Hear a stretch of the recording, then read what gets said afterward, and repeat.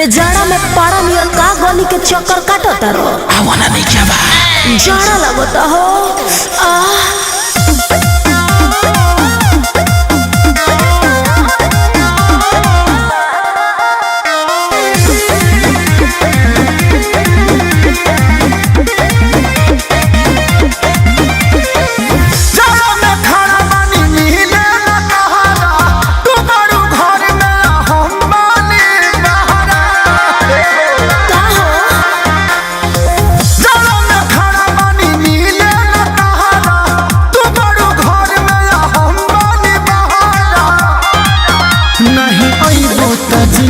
हो जाए तो कैसे आई देवाल फाड़ने के लिए 67 दबा पिछुआरी आवे खातिर 68 100 नंबर दबा दे तो मिलल भूल जाएगा। अरे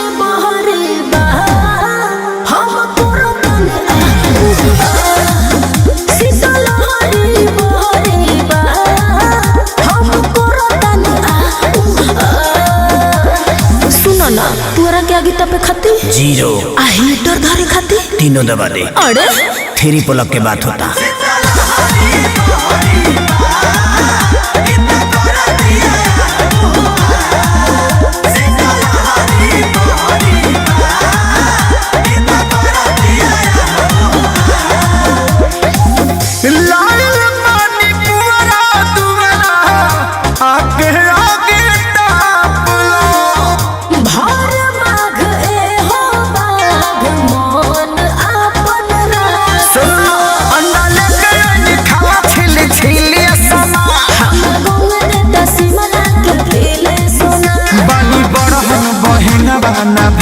सुना सुना सर्दी में पत्नी वाला फील लेबे खातिर 11 दबावा तहरा के गरियावे खातिर 12। अरे ना ना एकर बटन नहीं खे बनल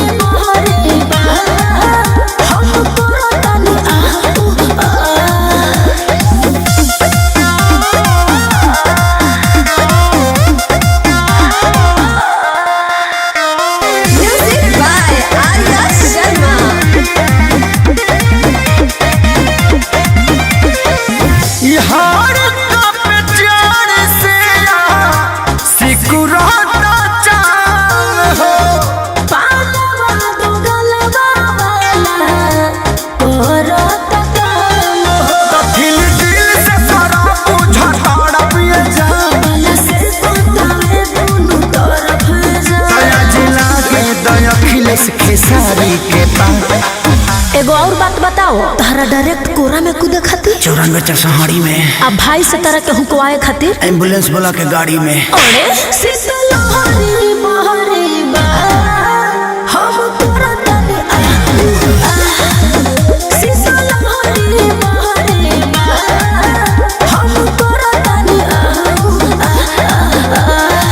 एक 112 वाला पुलिस आ गइल बा भाग जा बाबू।